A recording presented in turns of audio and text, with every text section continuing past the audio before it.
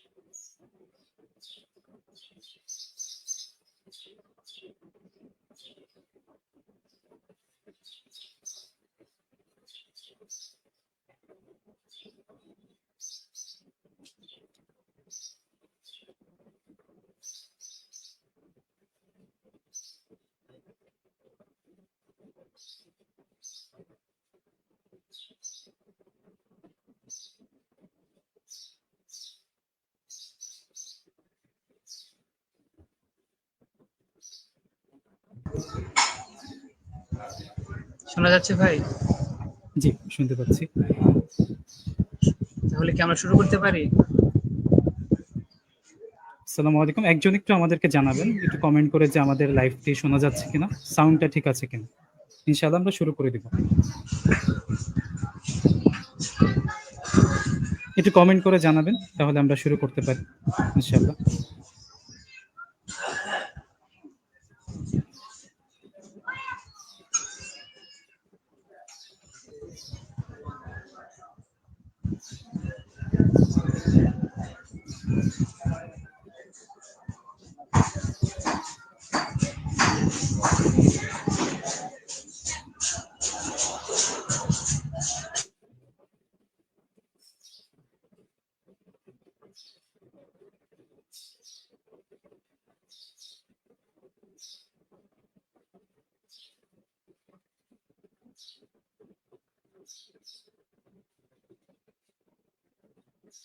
আচ্ছা, আলহামদুলিল্লাহ।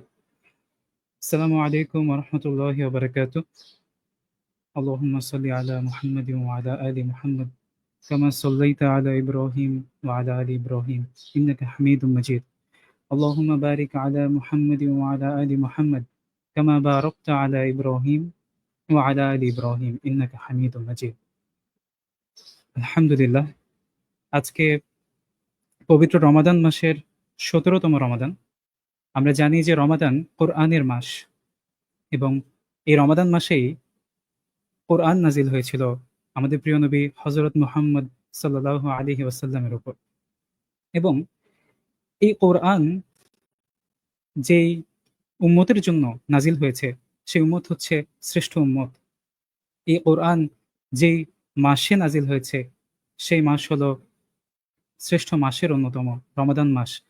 এবং এই কোরআন যেই রাত্রিতে নাজিল হয়েছে, সেই রাত্রি হলো শ্রেষ্ঠ রাত্রি। তো রমাদান আমাদের জীবনে এই কোরআনের গুরুত্ব নিয়ে চলে আসে এবং তার পাশাপাশি আমরা বলতে পারি এই কোরআন যে নবীর উপর নাজিল হয়েছিল, আমাদের প্রিয় নবী হযরত মুহাম্মদ সাল্লাল্লাহু আলাইহি ওয়াসাল্লাম, তিনি শ্রেষ্ঠ নবী এবং রাসূল এবং মানব জাতির সর্বশ্রেষ্ঠ মানব। তো এই রমজানে এবং এই রমাদান মাসে কোরআনের গুরুত্বের পাশাপাশি অন্য আরো কিছু বিষয়ের জন্য এই রমাদান আমাদের জন্য গুরুত্বপূর্ণ। তার মধ্যে অন্যতম সবচেয়ে বেশি গুরুত্বপূর্ণ যে কয়েকটি ঐতিহাসিক ঘটনাবলী রয়েছে, তার মধ্যে অন্যতম হচ্ছে এই বদরের যুদ্ধ এবং মুসলমানদের ঐতিহাসিক বিজয়ের ঘটনা। আজকে ১৭ই রমাদান, এই দিনে মুসলমানরা তাদের এই ঐতিহাসিক বিজয় অর্জন করে। এবং বদরের যুদ্ধ এবং বদরের বিজয় মুসলমানদের জন্য, আমাদের মুসলিম উম্মার জন্য এমন একটি ঘটনা যা আমাদেরকে তাওয়াক্কুলের শিক্ষা দেয়, আমাদেরকে শিক্ষা দেয় যে সংখ্যা আসলে আল্লাহ তাআলার কাছে কোনো কিছুই না। এবং আল্লাহ তাআলা এই সংখ্যা, সময় এবং ঘটনাবলী এবং সকল পর্যায়ক্রমে যত কিছু, যত একক আছে পৃথিবীতে, সবকিছুর ঊর্ধ্বে আল্লাহ তাআলার শক্তি, আল্লাহ তাআলার রহমত এবং আল্লাহ তাআলার সাহায্য। ইনশাআল্লাহ। আজকে প্রাচ্য ইউনিভার্সিটি দাওয়া কমিউনিটি কর্তৃক আয়োজিত এই আলোচনার টপিক হচ্ছে বদর যুদ্ধ নিয়ে। আমাদের আজকের আলোচনার টপিক বদর যুদ্ধের অজানা অধ্যায় এবং এর ত্যাগ, ঈমান এবং শিক্ষা। আজকে আমাদের সাথে আছেন রাজশাহী বিশ্ববিদ্যালয় আরবি বিভাগের আমাদের ভাই মুফতি সাব্বির আহমেদ ভাই। তিনি ইনশাআল্লাহ এই বদর যুদ্ধের অজানা অধ্যায় নিয়ে আমাদের সামনে কিছু বক্তব্য রাখবেন। আমরা ভাইকে আমন্ত্রণ জানাচ্ছি ইনশাআল্লাহ আমাদের সামনে কিছু আলোচনা তুলে ধরতে, ইনশাআল্লাহ।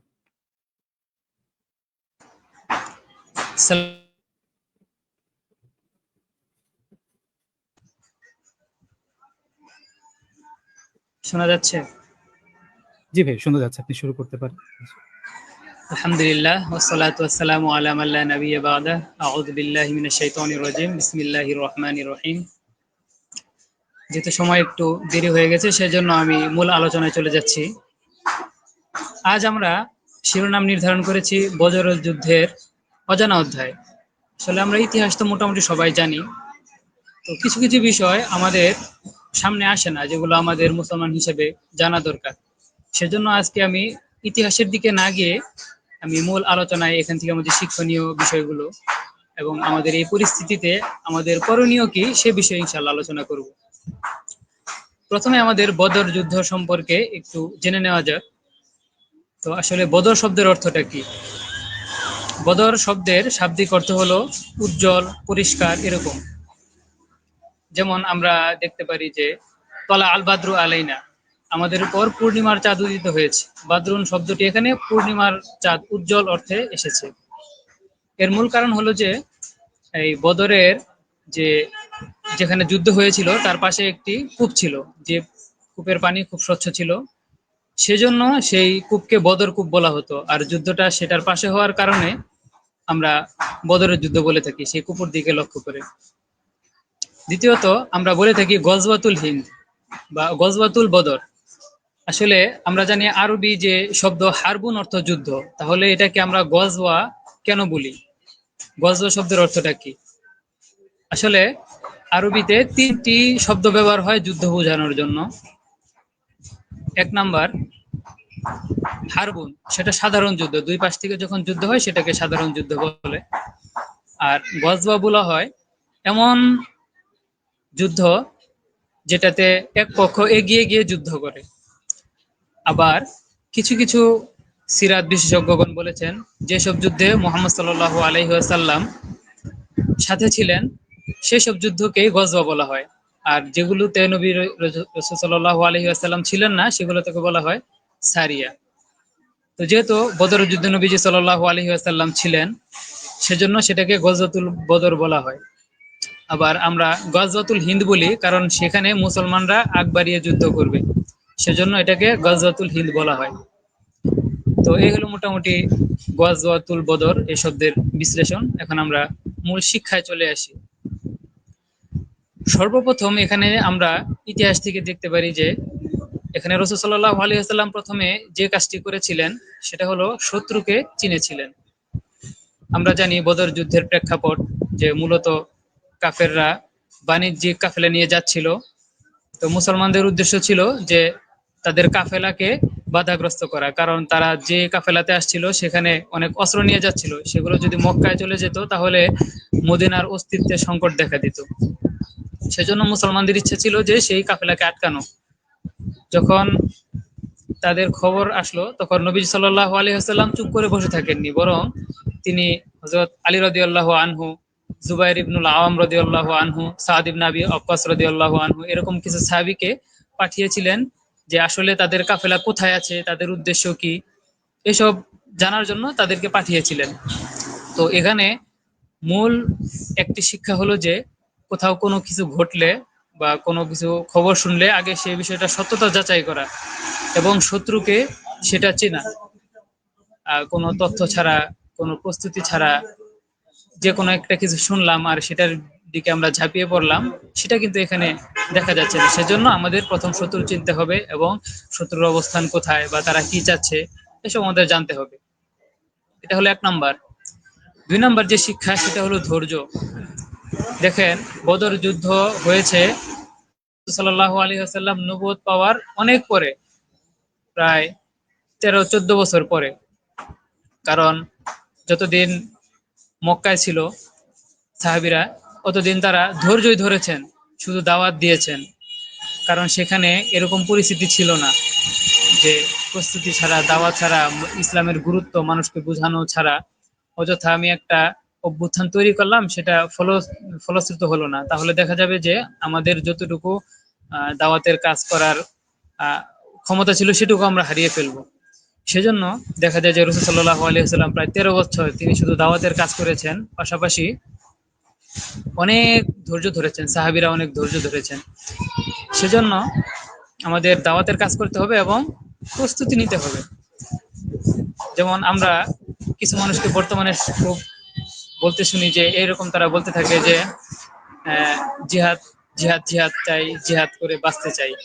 আসলে এই দুইটা কথাই হাদিসের বিরুদ্ধে। যেমন হাদিসে রাসূল সাল্লাল্লাহু আলাইহি ওয়াসাল্লাম বলেছেন, লা তাতামান্নাউ লিকা আল আদুবি ফাইদা লাকিতুম ফাসবুতু। এর অর্থ হলো যে তোমরা আল্লাহর কাছে শুধু লড়াই কামনা করো না, বরং যখন লড়াই হয়ে যাবে তখন তোমরা শক্ত থেকো, মজবুত থেকো। এটার অর্থ হলো যে আমাদের ইমান প্রথমত দুর্বল। আমরা হঠাৎ করে কোনো লড়াইয়ের সংঘাতে যদি জড়িয়ে যাই, তাহলে দেখা যাবে যে আমরা যুদ্ধ শুরু হওয়ার পরে, লড়াই শুরু হওয়ার পরে আমরা পিছনে ফিরে আসবো বা পালাবো। এটা হলো কবিরা গুনাহের ভিতরে অন্যতম একটা, যে যুদ্ধ থেকে পালিয়ে আসা। তো এজন্য জিহাদ জিহাদ জিহাদ চাই, জিহাদ ওইভাবে চাওয়া যাবে না, কারণ আমাদের ইমান দুর্বল।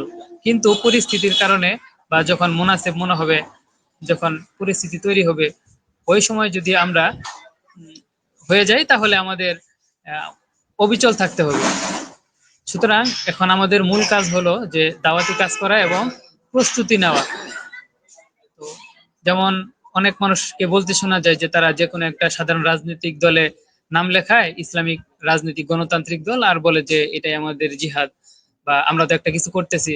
যারা সরাসরি রাজনীতি করতেছে না তারা ইসলামের রাজনীতি করে না, এরকম অনেক কিছু বলে থাকে। দেখেন, আমি ছোট একটা উদাহরণ দেই। মনে করেন যে আপনি রেল স্টেশনে আছেন, আপনার যেতে হবে সিলেটে। তো সিলেটের ট্রেন আসতে আপনার 10 মিনিট দেরি হবে। তো আপনি যদি বলেন যে আমার এখনই উঠতে হবে, এখন চট্টগ্রামের ট্রেন আসলো, আপনি সেটা তাড়াতাড়ি উঠে পড়লেন, তাহলে সেটা কিন্তু ভুল করলেন। এরকম করা যাবে না। বরং আমাদের একদম মূল থেকে, আমাদের মূল ইসলামী শিক্ষার উপরে, মূল ইসলামী যে রাজনীতি সেটার ধারায় আমাদের উঠতে হবে। গণতান্ত্রিক যে বর্তমান রাজনীতি চলে, সেগুলো হয়তো দাওয়াতের উদ্দেশ্যে বা যে কোনো কারণে আলেমরা করতে পারেন, কিন্তু সেটা দ্বারা ইসলাম প্রতিষ্ঠা সম্ভব না। যাই হোক, এ নিয়ে আলোচনা বিস্তারিত করছি না। 2টা শিক্ষা গেল। প্রথমত ধৈর্য, প্রথমত শত্রু চেনা, দ্বিতীয় হলো ধৈর্য ধরা। 3 নাম্বার, মাশওয়ারা করা। যে কোনো একটা বিষয় শুরু করার আগে মাশওয়ারা করা। আমরা জানি যে হযরত মুহাম্মদ সাল্লাল্লাহু আলাইহি ওয়াসাল্লাম যখন বদর প্রান্তরে গেলেন, তখন একটা নিচুতেই একটা জায়গায় অবস্থান করলেন। তো সেখানে একজন সাহাবী ছিলেন, খাব্বাব ইবনুল মুনজির রাদিয়াল্লাহু আনহু। তিনি বললেন যে, ইয়া রাসূলুল্লাহ, আপনি যেখানে অবতরণ করলেন, এটা কি আপনি আমাদেরকে আদেশ দিচ্ছেন, নাকি এটা আপনার একটা হিকমত স্বরূপ বা এমনি যুদ্ধের একটা কৌশল স্বরূপ আমরা এখানে অবস্থান করছি? তখন রাসূল সাল্লাল্লাহু আলাইহি ওয়াসাল্লাম বললেন, না, এটা আমার আদেশ না, বরং তোমরা পরামর্শ দাও। তখন খাব্বাব ইবনুল মুনজির রাদিয়াল্লাহু আনহু তিনি বললেন যে ওই ওই জায়গাটায় যাওয়াটা উত্তম হবে, ওইখানে আমাদের জন্য ভালো হবে। তখন রাসূল সাল্লাল্লাহু আলাইহি ওয়াসাল্লাম বললেন যে এটা তো খুব উত্তম সিদ্ধান্ত। তো সেটা শুনে সাহাবীরা ওই পাহাড়ের উপর দিকে অবস্থান নিলেন। তো এখানে আমরা 2টা জিনিস বুঝতে পারি, যে এখানে পরামর্শ করা, রাসূল সাল্লাল্লাহু আলাইহি ওয়াসাল্লাম সাহাবীদের পরামর্শ নিয়েছেন, এটা একটা গুরুত্বপূর্ণ বিষয়। আর দ্বিতীয়ত, আমিরের আনুগত্য করা। এখানে সাহাবী প্রথমে বলেছেন যে এটা কি আপনার আদেশ, যদি আদেশ থাকে তাহলে আমি আর কিছু বলবো না, যদি আদেশ না থাকে তাহলে আমি পরামর্শ দিব। এটা ইসলামের অনেক বড় একটা শিক্ষা। তো এখানে আরেকটা মূল বিষয় আমাদের জানার বিষয়, যে আমরা অনেকে বলে থাকি যে মশওয়ারা বিষয়টা কি পার্লামেন্টের মতো, যেমন মশওয়ারা, কিছু একটা মশওয়ারা করলাম, যেটা সিদ্ধান্ত হলো এটা আমি জানিয়ে দিলাম, তো এটাকে সংসদ ভবন, বর্তমান গণতান্ত্রিক পার্লামেন্টে যে অধিকাংশ মানুষ ভোট দেয় সেটাকে গ্রহণ করা, এটা কি একরকম কিনা। এখানে মৌলিক একটা পার্থক্য দেখেন, যে শুরা যে বিষয়টা, পরামর্শ ইসলামে, এটা মূলত করা হয় সঠিক সিদ্ধান্ত নেওয়ার জন্য। যেমন 10 জন মানুষ 10টা পরামর্শ দিল, তো যেটা সবচেয়ে উত্তম সেটা নিতে হবে, সেটা যদি একজন দেয় সেটাই নিতে হবে। 9 জন যদি ভুল দেয় বা সুন্দর না দেয়, তাহলে 9 জন এটা গ্রহণ করা হবে না। কিন্তু পার্লামেন্টে অধিকাংশ 9 জন যেটা দিবে সেটাই, সেটা যদি খারাপ হয় তাহলেও সেটাই নিতে হবে।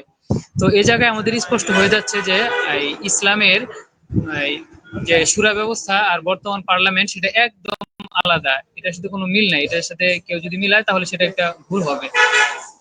তো আমরা এখন পর্যন্ত 3টা শিক্ষা পেলাম। একটা হলো আমাদের শত্রু চিনতে হবে, অবস্থান জানতে হবে, 2 নাম্বার ধৈর্য ধরতে হবে, 3 নাম্বার পরামর্শ ও আমিরের আনুগত্য করতে হবে। চতুর্থ, প্রথমত যে কোনো একটা বিষয়ে আমাদের তাওয়াক্কুল রাখতে হবে, পাশাপাশি আসবাব বা সামানা গ্রহণ করতে হবে। যেমন রাসূল সাল্লাল্লাহু আলাইহি ওয়াসাল্লাম যখন বদরের আদেশ দিলেন, তখন একদিকে মুসলমানরা ছিল মাত্র 313 জন, আর বিপরীতে ছিল প্রায় হাজার খানেক মানুষ। তো স্বাভাবিকভাবে আল্লাহর উপর তাওয়াক্কুল না থাকলে এটা সম্ভব ছিল না এত মানুষের বিপক্ষে যাওয়া। তো এখানে তাওয়াক্কুল আছে, পাশাপাশি আসবাব সংগ্রহ। রাসূল সাল্লাল্লাহু আলাইহি সাল্লাম এবং সাহাবীদের কাছে যা ছিল সেটাই নিয়ে তারা গেছেন, এবং কি কয়েকজন সাহাবীকে রাসূল সাল্লাল্লাহু আলাইহি সাল্লাম খেজুরের ডাল দিচ্ছেন, যে নাও এটা দিয়ে তুমি যুদ্ধ করো, এটা দিয়ে তোমার কাজ হবে। তো তারা কিন্তু খালি হাতে যায় নাই, বা এই অস্ত্রের মুখে সরাসরি অস্ত্র সারা শুধু বুক পেতে দেয় এরকম কিন্তু করেন নাই। তারা যতটুকু সম্ভব আসবাব গ্রহণ করে আল্লাহ তাআলার উপর তাওয়াক্কুল করেছেন। তো এখন আমরা অনেক সময় অনেক প্রশ্ন করি যে আমাদের তো অস্ত্র নাই, কিছু নাই, আমরা কিভাবে কি করব, এরকম অনেক প্রশ্ন করে থাকি। দেখেন, আরবে কিন্তু অস্ত্র বানানো হইতো না তেমন। এমনকি মদিনায় সাহাবীরা ছিলেন, তারাও কিন্তু অস্ত্র বানাইতেন না, তাদের ফ্যাক্টরি ছিল না অস্ত্রের, বা তারা কামার ছিল না। তো ওই সময় ভারতবর্ষে অস্ত্র তৈরি হতো, তারা এখানে বাণিজ্যিক ভাবে নিত।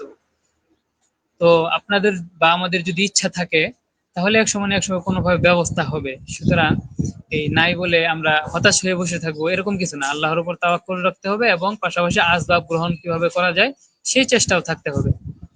এখানে আরেকটা বিষয়, যে আল্লাহ তাআলা এখানে ফেরেশতা পাঠিয়ে সাহায্য করেছেন। আল্লাহ তাআলা চাইলে তো পারতেন যে কোনো ফেরেশতা ছাড়া শুধু একদম গায়েবী একটা আযাব দিয়ে তাদেরকে ধ্বংস করে দিতে পারতেন। তো আল্লাহ তাআলা এখানে কি জন্য ফেরেশতা পাঠালেন? তো এখানে ফেরেশতা পাঠিয়েছেন একটা সাক্ষী স্বরূপ, যে দেখো আল্লাহ তাআলা যে সরাসরি ফেরেশতা পাঠিয়েছেন, এটা একটা নজির হয়ে গেল যে ফেরেশতা দিয়েও আল্লাহ সাহায্য করেন। আর ফেরেশতাদেরকে দেখার আগ পর্যন্ত সাহাবীদের মনে যে একটা ভয় ছিল, যখন সাহাবীরা এই ফেরেশতাদেরকে দেখলেন, তখন তাদের ভিতরে একটা আত্মতৃপ্তি আসলো, আল্লাহর যে সাহায্য সেটা স্বচক্ষে দেখলেন। তো এটা মানুষের এবং কি সাহাবীদের একটা মনোবল বৃদ্ধি করলো। পাশাপাশি কাফেররা যখন এত জনসংখ্যা বেশি দেখলো, তখন তাদের ভিতরে ভয় ঢুকে গেল। তো এই জন্য আল্লাহ তাআলা চাইলে গায়েবী ভাবেও সাহায্য করতে পারেন। যেমন আমরা খন্দকের যুদ্ধে দেখেছিলাম যে ঝড় দিয়ে আল্লাহ তাআলা সাহায্য করছেন, পাশাপাশি সরাসরি আমাদের ফেরেশতা পাঠিয়েও সাহায্য করতে পারেন। সেজন্য আমাদের তাওয়াক্কুল করতে হবে, আযাব গ্রহণ করতে হবে। এটা হলো আমাদের চতুর্থ শিক্ষা। তারপর পঞ্চম শিক্ষা, সমতার শিক্ষা। এটা আমরা অনেকে জানি না। এই হাদিসটা অনেক মজার। রাসূল সাল্লাল্লাহু আলাইহি ওয়াসাল্লাম যখন যাচ্ছেন, তখন রাসূল সাল্লাল্লাহু আলাইহি ওয়াসাল্লাম বাহন থেকে নেমে একজনকে উপরে বাহনে উঠতে দিলেন। তার নাম ছিল উকবা রাদিয়াল্লাহু আনহু। তো তারা বললেন যে, ইয়া রাসূলুল্লাহ, আমরা বাহনে যাব আর আপনি হেঁটে হেঁটে যাবেন, এটা তো সম্ভব না। বরং আপনি বাহনে ওঠেন, আমরা হেঁটে হেঁটে যাই। তখন রাসূল সাল্লাল্লাহু আলাইহি ওয়াসাল্লাম দেখেন কি বললেন। তিনি বললেন যে, আরে আমি তোমাদের চেয়ে বেশি শক্তিশালী, আমাকে কি দুর্বল মনে করো নাকি তোমরা? বরং তোমাদের বেশি দরকার, তোমরা দুর্বল মানুষ, আমি শক্তিশালী। তো দেখেন কতটুকু মোহাব্বত আর কতটুকু ভালোবাসা নিয়ে কতটুকু হিকমতপূর্ণ কথা বললেন রাসূল সাল্লাল্লাহু আলাইহি ওয়াসাল্লাম। তিনি তাদেরকে সম্মানের সাথে বাহনে আরোহণ করলেন। এখানে নবীজি চাইলে কিন্তু পারতেন যে নিজে আরোহণ করে সাহাবীদেরকে হাঁটিয়ে নিতে পারতেন, তিনি কিন্তু সেটা করেন নাই। বরং পালাক্রমে একজন কিছুক্ষণ গেছে, আরেকজন কিছুক্ষণ গিয়েছে বাহনে, এইভাবে চলছে, কারণ বাহনের খুব সংকট ছিল। তো এই জন্য আমাদের যারা আমরা দলীয় ভাবে চলি, আমাদের এই শিক্ষাগুলো দরকার, যে রাসূলুল্লাহ সাল্লাল্লাহু আলাইহি ওয়াসাল্লাম কিন্তু তাদেরকে তুচ্ছ করেন নাই বা অহংকার করেন নাই, বরং বলছে যে এই তোমরা, তোমাদের চেয়ে আমি শক্তিশালী, আমার হেঁটে যাওয়ার উত্তম, তোমরা বাহনে যাও, এভাবে তাদেরকে বাহনেও তুলছেন, পাশাপাশি তাদেরকে সম্মানের সাথে বাহনে তুলেছেন। তো এই সমতা শিক্ষাটা আমাদের দরকার। আমরা দেখি বর্তমানে যে নেতা থাকে, তাদেরকে এমন খুব ভাবে এত সম্মান করি, তাদের সবকিছু বাহিরে, তারা সব কিছুতে উন্নত, কিন্তু আমরা যারা সাধারণ মানুষ তাদের কোনো দাম নাই। সুতরাং নবীজির আদর্শ যার ভিতরে না থাকবে সে আসলে নেতা হওয়ার যোগ্য না। সাধারণ নেতা হতে পারে, অন্তত মুসলমানদের নেতা হওয়ার যোগ্য না। এটা হলো 5 নম্বর শিক্ষা। তাহলে 5 নম্বর শিক্ষা পর্যন্ত আমরা দেখি, প্রথমে আমরা বললাম শত্রু চেনা, দ্বিতীয়তে বললাম ধৈর্য ধরা, তৃতীয়তে বললাম পরামর্শ করা, আমির আনুগত্য করা, চতুর্থতে বললাম তাওয়াক্কুল করা, আসবাব সংগ্রহ করা, পঞ্চম বললাম সমতা তৈরি করা, সমতা রক্ষা করা। তারপর 5 নম্বর প্রতিশ্রুতি রক্ষা। এটা বদরের যুদ্ধের অনেক বড় শিক্ষা। এই ঘটনাটি হলো যে হুযায়ফা রাদিয়াল্লাহু আনহু, তিনি বদরের যুদ্ধের আগ মুহূর্তে কাফেরদের কাছে ধরা পড়লেন। তখন কাফেররা বলল যে তুমি কি বদরের যুদ্ধে যদি যেতে চাও তাহলে আমরা তোমাকে শেষ করে দিব, আর যদি তুমি বদরের যুদ্ধে না যাও, এই প্রতিশ্রুতি দিতে পারো যে সরাসরি মদিনায় চলে যাবে, তুমি যুদ্ধে জড়াবে না, তাহলে আমি তোমাদেরকে ছেড়ে দিব। তখন হুযায়ফা রাদিয়াল্লাহু আনহু বলেন, ঠিক আছে যাও, আমি বদরে যাব না, আমাকে ছেড়ে দাও, মদিনায় চলে যাও। তো মদিনায় যাওয়ার পর রাসূল সাল্লাল্লাহু আলাইহি ওয়াসাল্লামকে বললেন, ইয়া রাসূলুল্লাহ, এরকম এরকম ঘটনা, আমি তো যুদ্ধে যেতে চাই, কারণ মুসলমানদের সংখ্যা অনেক কম, 313 জন, বিপরীতে হাজার হাজার সৈন্য সেখানে। তো একজন মুসলমানের সৈন্যের তো অনেক মূল্য। তো এখন আমি কিভাবে বসে থাকি? আর তারা তো গাদ্দার, তারা তো ইসলামের বিরুদ্ধে কাজ করতেছে, তাহলে আমাকে অনুমতি দেন। তখন রাসূল সাল্লাল্লাহু আলাইহি ওয়াসাল্লাম কিন্তু অনুমতি দেননি। এটা ইসলামের সৌন্দর্যের একটি অংশ, যে প্রতিশ্রুতি রক্ষা করা। শত্রুর সাথে যে প্রতিশ্রুতি দেব সেটা আমরা রক্ষা করব। এটা বদর যুদ্ধের খুব গুরুত্বপূর্ণ একটি শিক্ষা। তারপর 7 নম্বর শিক্ষা হলো যে বন্দির সাথে উত্তম আচরণ করা। আমরা ইতিহাসের যত জায়গায় দেখি যারা বন্দী থাকে তাদের সাথে কি নৃশংস আচরণ করা হয়, কিন্তু আমাদের ইসলাম প্রথম শিক্ষা দিয়েছে যে বন্দির সাথে উত্তম আচরণ করা যায়। বদরের যুদ্ধের পরে রাসূল সাল্লাল্লাহু আলাইহি ওয়াসাল্লাম তাদেরকে মদিনায় নিয়ে আসছে। এখানে একটা গুরুত্বপূর্ণ বিষয় দেখেন যে তাদেরকে কিছু কিছু বন্দী ছিল যারা শিক্ষিত ছিল, বিভিন্ন ভাষা পারত। তো রাসূল সাল্লাল্লাহু আলাইহি ওয়াসাল্লাম বলেছেন যে তোমাদের ভিতরে কেউ যদি কোনো ভাষা পারো তাহলে সাহাবীদেরকে যদি শিখাও, এটা তার মুক্তিপণ। তো এই সুযোগে অনেক সাহাবী বিভিন্ন দেশের ভাষা শিখে গেছে। তো পরবর্তীতে রাসূল সাল্লাল্লাহু আলাইহি সাল্লাম ওফাতের পর বা বিভিন্ন সময় যখন মুসলমানদের গভর্নর পাঠানো হয়েছে, তখন তারা ওই ভাষা দিয়ে ইসলামের প্রচার করেছে। তো দেখেন এখানে নিজেদের আত্ম উন্নয়ন বা শিক্ষার কতটুকু গুরুত্ব রাসূল সাল্লাল্লাহু আলাইহি ওয়াসাল্লাম দিয়েছেন। সুতরাং আমরা সাধারণ শিক্ষাকে এটা ইসলামী শিক্ষা না, এটা দরকার নাই, এই সেই এরকম চিন্তা না করে, বরং চিন্তা করতে হবে যে আমি এই শিক্ষা অর্জন করলে ইসলামের কতটুকু উপার্জন করতে পারবো, ইসলামের কতটুকু উপকার করতে পারবো, সেটা আমাদের করতে হবে। তো আমাদের অনেকে অনেক ডিপার্টমেন্টে পড়াশোনা করি, তো আমরা চিন্তা করবো যে আমার জায়গা থেকে তো ইসলামের কোনো কাজ হচ্ছে না, তো আমার ডিপার্টমেন্ট থেকে আমি যদি ভালো একটা জায়গায় যাই তাহলে ইসলামের কতটুকু কাজ করতে পারবো, সেটাই আমি সর্বোচ্চ চেষ্টা করব। শুধু নিজের ডিপার্টমেন্টের পড়াশোনা বাদ দিয়ে নিজের ক্যারিয়ার নষ্ট করে শুধু জিকির আজগার এগুলা করব, এটা আসলে ঠিক না। হ্যাঁ, জিকির আজগারও করবো, পাশাপাশি পড়াশোনা ঠিক মতো করবো, আমাদের নিজের অবস্থান থেকে আমরা নিজেদের সর্বোচ্চ চেষ্টা করব। তো এখানে দেখা যায় যে এই উমর রাদিয়াল্লাহু আনহু বলেছিলেন যে যারা বদর যুদ্ধে আটক আছে তাদেরকে হত্যা করে ফেলা হোক, কিন্তু রাসূল সাল্লাল্লাহু আলাইহি ওয়াসাল্লাম সেটা করেননি, তিনি দয়ার নবী। তো পরবর্তীতে আল্লাহ তাআলা একটি আয়াত নাজিলের মাধ্যমে বুঝিয়ে দিয়েছিলেন যে উমরের সিদ্ধান্তই অধিক যুক্তিযুক্ত ছিল। তো এখান থেকে উমর রাদিয়াল্লাহু তাআলা আনহুর সম্মানটা বোঝা যায়, যে উমর রাদিয়াল্লাহু তাআলা আনহু যে মেজাজ ছিল সেটা ইসলামের সাথে পুরোপুরি মিলে। আবার অনেক সময় পর্দার বিধানের ক্ষেত্রে, আরো কিছু ক্ষেত্রে উমর রাদিয়াল্লাহু তাআলা আনহুর সম্মান আমরা বুঝতে পারি। তো এজন্য বন্দির সাথে উত্তম আচরণ, আমরা রিসেন্টলি দেখতে পাচ্ছি যে কিছুদিন আগে যে মুসলমানদের কাছে যে ইসরায়েলের সৈন্যরা ছিল তাদেরকে সসম্মানে বিদায় দেওয়া হয়েছে, এবং কয়েকজন নাকি ঈমানও এনেছে। সেজন্য বন্দীদের সাথে উত্তম আচরণ করা সেটা আমাদের অবশ্যই করণীয়। তো 8 নম্বরে যে শিক্ষা সেটা হলো দোয়া করা, আল্লাহ তাআলার কাছে দোয়া করা, সাহায্যের জন্য দোয়া করা। যে আমরা অনেকেই কি করি যে শুধু আযাবের উপর ভরসা করি যে আমাদের অস্ত্র আছে, আমাদের এটা আছে ওইটা আছে। তো আল্লাহ তাআলার সাথে সম্পর্ক থাকে না, আমরা সুন্নত মতো চলি না, দাড়ি টুপির খবর নাই, সুন্নতের মেসওয়াকের খবর নাই, বা ইসলামের যে মূল সংস্কৃতি বা ইসলামের যে মূল সুন্নত, এটার দিকে আমাদের লক্ষ্য নাই। আমরা শুধু ওই লাফালাফি রাজনীতি এগুলো নিয়ে আছি। তো যে আমরা যাই করি, ইসলামের মৌলিকতা যদি ঠিক না থাকে তাহলে কিন্তু আল্লাহর সাহায্য আসবে না। দেখেন, আল্লাহ তাআলা আমাদের কাছে প্রথম চেষ্টাটা চান। যেমন আল্লাহ তাআলা এক আয়াতে বলেছেন, বিসমিল্লাহির রহমানির রহিম, ওয়ালা ইয়ানসুরান্নাল্লাহু মান ইয়ানসুরু ইন্নাল্লাহা লাকাবিয়্যুন আজিজ। এটা হলো সূরা হজের 40 নম্বর আয়াত। এখানে আল্লাহ তাআলা বলেছেন আল্লাহ তাআলা তাকেই সাহায্য করবে যে আল্লাহকে সাহায্য করে। আল্লাহকে সাহায্য করে অর্থ আল্লাহ তাআলার দ্বীনকে সাহায্য করে। আল্লাহ তাআলা তাকেই সাহায্য করবে। তো এজন্য প্রথম চেষ্টাটা আমাদের থেকে শুরু করতে হবে, তারপর আল্লাহ তাআলা সাহায্য করবেন। আমরা শুধু শুয়ে শুয়ে আল্লাহ তাআলার সাহায্য চাবো, এটা কিন্তু হবে না। বর্তমানে আমি দেখি যে অনেক মানুষ দোয়া করে যে আল্লাহ তাআলা আমাদের শত্রুদেরকে গায়েবী ভাবে ধ্বংস করে দাও, অথচ নিজে কোনো চেষ্টা নাই, নিজের কোনো ইচ্ছাও নাই, কোনো দাওয়াত নাই, কিছু নাই, শুধু আল্লাহ তাআলার কাছে দোয়া করে যে আল্লাহ তাআলা তুমি সবাইকে ধ্বংস করে দাও। এরকম আসলে বান্দার চেষ্টা যেখানে শেষ হয় সেখানে আল্লাহ তাআলার সাহায্য শুরু হয়।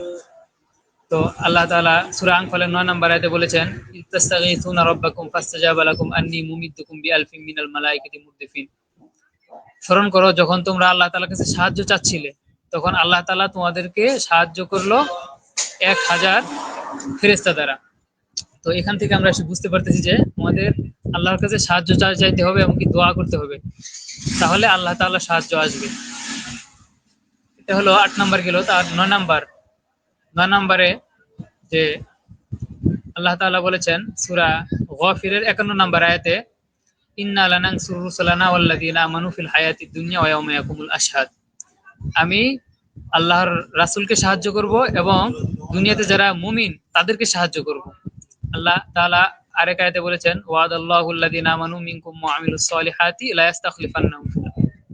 অর্থাৎ আল্লাহ তাআলা ওয়াদা করেছেন যে তাদেরকেই জমিনে খেলাফত দান করবেন যারা ঈমান আনে এবং নেক আমল করে। তো আগের আলোচনার সাথে একটু রিলেটেড, যে আমাদের ঈমান আমল যদি ঠিক না থাকে তাহলে আমরা জিহাদ করে লাফালাফি করে বা সাধারণ রাজনীতি করে ওইভাবে আসলে আমরা আল্লাহ তাআলার সরাসরি সাহায্য পাবো না। বরং আমাদের যাই করি পাশাপাশি ঈমান এবং আমল দুইটাই পুরাপুরি ঠিক থাকতে হবে। যদি আমরা কোনো দল গঠন করি, রাজনৈতিক দলও যদি গঠন করি, তাহলে অবশ্যই সেই দলের ভিত্তি যেন সুন্নাহ ও আমল কেন্দ্রিক হয়। এটা আমাদের লক্ষ্য রাখতে হবে, না হলে আল্লাহ তাআলার সাহায্য আসবে না। এটা হলো ৯ নাম্বার গেল। ১০ নাম্বার, যে আমাদের কখনোই নিজেদের ভিতরে ইখতিলাফ করা যাবে না। আল্লাহ তাআলা সূরা আনফালের ৪৬ নম্বর আয়াতে বলেছেন, বিসমিল্লাহির রহমানির রহিম, ওয়া আতিউল্লাহ ওয়া রাসূলাহু ওয়া লা তানাযাউ ফাতাফশালু ওয়া তাযহাবা রিহুকুম ওয়াসবিরু ইন্নাল্লাহা মাআস সাবিরিন। অর্থাৎ তোমরা আল্লাহ তার রাসূলের আনুগত্য করো, তোমরা নিজেদের ভিতরে ঝগড়া বিবাদ করো না, তাহলে তোমাদের দুর্বলতা চলে আসবে। তো নিজেদের ভিতরে বিভেদ, ইখতিলাফ, বর্তমানে যে অবস্থাটা তৈরি হয়েছে, এইভাবে ইখতিলাফ করতে থাকলে আসলে আমরা নিজেরাই নিজেদেরকে দুর্বল করে ফেলবো। তো এখন আমাদের করণীয় কি? দেখেন, এখন আমাদের যে সময়, এখন সবচেয়ে প্রথম যে কাজ, এটা হলো যে দাওয়াতের মাধ্যমে হক বাতিল একদম স্পষ্ট করে ফেলা। হক বাতিল একদম স্পষ্ট করে ফেলতে হবে। এই মাঝামাঝি কোনো দল থাকা যাবে না, হয়তো হক নয়তো বাতিল। যদি হক আলোচনার মাধ্যমে, দাওয়াতের মাধ্যমে যখন হক বাতিল স্পষ্ট হয়ে যাবে, কারা হকের পথে আছে কারা বাতিলের পথে আছে, তখন যারা হকের পথে আছে তাদের ছোটখাটো ভুল বা মনোমালিন্য এগুলা ধরা যাবে না, এগুলোর ক্ষেত্রে খুব কম্প্রোমাইজ করতে হবে। কিন্তু যদি আমরা হক বাতিল স্পষ্ট না করি, নিজেদের মতো চলতে থাকি, তাহলে এক সময় দেখা যাবে আমাদের ইখতিলাফ কখনো থামবেই না, তখন আমরা নিজেরাই দুর্বল হয়ে যাব। জন্য প্রথমত আমাদের এখন বর্তমান সবচেয়ে গুরুত্বপূর্ণ কাজ হলো যে হক বাতিল স্পষ্ট করা। যে উল্টাপাল্টা কথা বলে, ইসলাম নিয়ে স্বচ্ছ ধারণা রাখে না, জিহাদ সম্পর্কে, ইসলাম সম্পর্কে জানে না, উল্টাপাল্টা কথা বলে, তো তাদের থেকে আমাদের হক যে ফ্রেশ আল্লাহ তাআলার কোরআন হাদিস, যে ইসলামের স্বচ্ছ ধারণা, সেটা আলাদা করতে হবে। তো আমরা সবাই জানি যে সংখ্যা, এটা আল্লাহ তাআলার ইচ্ছার উপর নির্ভর করে, কম সংখ্যক লোক অধিক সংখ্যক লোকের উপরে বিজয়ী হতে পারে। সুতরাং হক যদি অল্প থাকে সেটা সমস্যা নেই, সেজন্য আমাদের হক বাতিল স্পষ্ট করতে হবে এবং দুর্বল হওয়া যাবে না, ইখতিলাফ করা যাবে না। ইখতিলাফ হলো দুর্বলতার মূল কারণ। এখন আমরা 10টা আবার একটু সংক্ষিপ্ত আলোচনা করি যাতে আমাদের মনে আসে। প্রথমত, আমাদের 1 নাম্বার, শত্রুকে চিনতে হবে এবং কোথাও কোনো কিছু ঘটলে সেটা আমাদের আগে যাচাই বাছাই করে তারপর সিদ্ধান্ত নিতে হবে। কোনো জায়গায় একজন ডাক দিল আন্দোলনের বা কোনো একটা মিছিলে ডাক দিল, আমি যে দৌড় দিয়ে চলে গেলাম, সেটা কিন্তু ইসলাম শিক্ষা দেয় না। 2 নাম্বার, যে আমাদের মূল পরিস্থিতি আসার আগ পর্যন্ত আমাদের ধৈর্য ধরতে হবে এবং দাওয়াতের কাজ করতে হবে এবং প্রস্তুতি নেওয়ার মতো আহ, চেষ্টা করতে হবে। 3 নাম্বার, পরামর্শ করতে হবে এবং আমিরের আনুগত্য করতে হবে। 4 নাম্বার, তাওয়াক্কুল ঠিক রাখতে হবে, পাশাপাশি আসবাব গ্রহণ করতে হবে। 5 নাম্বার, নিজেদের ভিতরে সমতা রক্ষা করতে হবে। সিনিয়র জুনিয়র এগুলো নিয়ে নিজেদের দলের ভিতরে মারামারি করা এগুলো চলবে না। 6 নাম্বার, প্রতিশ্রুতি রক্ষা করতে হবে, যেমন হুযায়ফা রাদিয়াল্লাহু তাআলা আনহুর ক্ষেত্রে ঘটেছিল। 7 নাম্বার, বন্ধুদের সাথে উত্তম আচরণ করতে হবে এবং শিক্ষা বিজ্ঞান এগুলোর ক্ষেত্রে আমাদের খুব আগ্রহী থাকতে হবে। যে যে যার অবস্থান থেকে ইসলামের জন্য কাজ করতে হবে। 8 নাম্বার, দোয়ার মাধ্যমে আল্লাহ তাআলার কাছে সাহায্য চাইতে হবে। বান্দার চেষ্টা যখন শেষ, এখন শেষের পথে, বান্দার পারতেছে না, তখন আল্লাহ তাআলা গায়েবী সাহায্য করবেন। তারপর 9 নাম্বার, যে আল্লাহ তাআলার সাহায্য চাইতে হলে, এমনকি দুনিয়াতে আল্লাহ তাআলার দিন কায়েম করতে হলে অবশ্যই আমাদের ইমান আমল ঠিক করতে হবে। আল্লাহ তাআলা যাদের ইমান শক্ত, ইমান আমল ভালো, আল্লাহ তাআলা তাদের সাথে ওয়াদা করেছেন যে তাদেরকে দুনিয়াতে খেলাফত দান করবেন, তাছাড়া সম্ভব না। আর 10 নাম্বার হলো যে ইখতিলাফ দূর করতে হবে। এখনই হক বাতিল স্পষ্ট করতে হবে। যখন হক বাতিল স্পষ্ট হয়ে যায় তখন হকের দলের ভিতরে যারা থাকবে তাদের ছোটখাটো ভুল বা বিভিন্ন বিষয় নিয়ে উদারতা দেখাতে হবে। ঝগড়া করলে বা বিশৃঙ্খলা করলে চলবে না। 11 নাম্বার, যে হাল ছেড়ে দেওয়া যাবে না। আমাদের এক হুজুর বলতেন যে একা চলা সহজ কিন্তু অন্যকে নিয়ে চলা কঠিন। যখন আমরা কোনো একটা দল বা সংগঠনে থাকবো, বিভিন্ন জাতের মানুষ থাকবে এবং এখানে মুনাফিক থাকবে, আমাদের শত্রুর লোকও থাকবে, এজন্য হাল ছাড়ার কিছু নেই। তো মুনাফিক রাসূল সাল্লাল্লাহু আলাইহি ওয়াসাল্লামের সময় ছিল, এখনো আছে, ভবিষ্যতেও থাকবে। তো এটা কোরআনেই আছে। যেমন সূরা আনফালের 49 নম্বর আয়াতে আল্লাহ তাআলা বলেছেন, ইয ইয়াকুল মুনাফিকুনা ওয়াল্লাযীনা ফী কুলুবিহিম মারাদুন গররা হাউলাই দীনুহুম। তো এখানে এটার অর্থ হলো যে ওই সময়কে স্মরণ করো যখন মুনাফিকরা এবং মুমিনদের ভিতরেও যাদের অন্তরে ইমানের দুর্বলতা আছে বা রোগ আছে, তারা বলতেছিল, আরে এরা তো যুদ্ধ করতে যাইতেছে তো বিশাল দলের সাথে সামান্য কয়েকজন লোক, এরা তো দিনের ধোকায় পড়ছে, ধর্মান্ধ, একদম সরাসরি আল্লাহ তাআলা ধর্মান্ধ বলছে, গররহা উলাই দিন, তারা ধর্মের ধোকায় পড়ে অন্ধ হয়ে তারা এগুলা কাজ করতেছে। তো নাউজুবিল্লাহ। তো এরকম কিছু মানুষ থাকবে দুনিয়াতে যারা সবসময় কটু কথা বলবে, মানুষকে দুর্বল করে দিতে চাইবে। তো আল্লাহর উপর যখন আমাদের তাওয়াক্কুলটা পুরোপুরি থাকবে তখন মানুষের এই সাধারণ যে কথাবার্তা এগুলোর দিকে কান দেওয়া যাবে না, আল্লাহর উপর তাওয়াক্কুল করে আমাদের চলতে হবে। এটা হলো 11 নম্বর। 12 নম্বর, আমরা অনেকে খুব উদারতা দেখাই যে যেহেতু যারা বিধর্মী তারা আমাদের উপর সরাসরি হামলা দিতেছে না, তাহলে আমরা ঠান্ডা মাথায় নাকে তেল দিয়ে ঘুমাই। তো এটা কোরআন বিরোধী আলোচনা, কিন্তু এটা কি, এই ধারণাটা একদম কোরআন বিরোধী। দেখেন, কোরআনে আল্লাহ তাআলা সূরা বাকারার 217 নম্বর আয়াত, সূরা বাকারার 217 নম্বর আয়াতে বলেছেন, ওয়ালা ইয়াজালুনা ইকাতিলুনাকুম হাত্তা ইয়ারুদ্দুকুম আন দীনিকুম ইন ইসতাতাউ। তারা তোমাদের সাথে কখনো যুদ্ধ থামাবে না যে পর্যন্ত তারা তোমাদেরকে তোমাদের দিন থেকে একদম সরিয়ে না দেয়, সে পর্যন্ত তারা কোনোভাবেই তারা লড়াই থামাবে না। আমরা অবশ্যই দেখতেছি যে রাসূল সাল্লাল্লাহু আলাইহি ওয়াসাল্লামের যুগের পর থেকে নিয়ে আজ পর্যন্ত কাফের মুশরিকরা মুসলমানদের কখনো শান্তি দেয় নাই, বর্তমানে শান্তি দিচ্ছে না। কোথাও দেখাতে পারবেন যে মুসলমানরা আগ বাড়িয়ে কোথাও হামলা করছে, কোনো জায়গায় অশান্তি তৈরি করছে না। কিন্তু দেখেন বিভিন্ন হিন্দু রাষ্ট্র যেগুলো আছে, আমাদের পার্শ্ববর্তী ভারত, পাশাপাশি ফিলিস্তিন, এই জায়গায় তারা আগ বাড়িয়ে তারা হামলা চালাচ্ছে। তো আমরা সুশীর সেজে বসে আছি যে আমরা এত শান্তিপ্রিয়। ইসলাম শান্তিপ্রিয়, ঠিক আছে, ইসলাম শান্তির ধর্ম, কিন্তু শান্তিটা বজায় রাখার জন্য অন্তত নিজেদের শক্ত হতে হবে। যখন দুই পক্ষ শক্তিশালী থাকে তখন সন্ধি হয়, তখন দুই পক্ষ কম্প্রোমাইজ করে শান্তি বিরাজ করে। কিন্তু যখন এক পক্ষ আরেক পক্ষ দুর্বল বা সবল হয় তখন সমস্যাটা হয়, তখন যুদ্ধ লাগে। আর তৃতীয় আরেকটা সিস্টেম আছে, যখন আমরা নিজেরা গোলাম হয়ে যাব, যারা আমাদেরকে মুনিব যেভাবে ইনস্ট্রাকশন দিবে, আমাদেরকে যেভাবে চালাবে, আমরা তাদের মতো চলবো, তাদেরকে ইলাহা বানিয়ে নেব।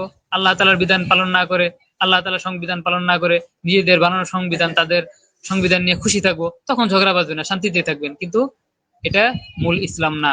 আল্লাহ তাআলা এজন্য শুধু মুসলমানদেরকে পাঠান নাই দুনিয়ায়, তাহলে ফেরেশতা দিয়েই দুনিয়ায় চলতো। মুসলমানদেরকে আল্লাহ তাআলা এই জন্যই পাঠাইছে যে মুসলমানরা খলিফা, অর্থাৎ আল্লাহ তাআলা যেমন দুনিয়াতে তার খেলাফত বা তার আইন বাস্তবায়ন করতে চান, আল্লাহ তাআলা নিজ হাতে না করে বরং মুসলমানদের হাতে করাবেন। এই জন্য মুসলমানদেরকে বলা হয়েছে যে আল্লাহ তাআলার খলিফা।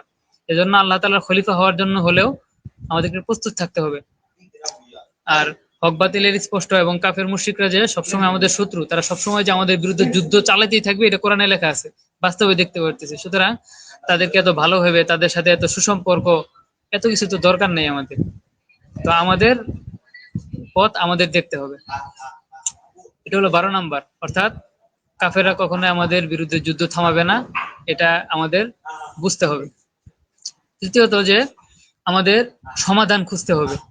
সমাধান কি? যেমন দেখেন যে আমরা আজকে বাংলাদেশে বসে ইসলাম পাইছি কোন বদলতে?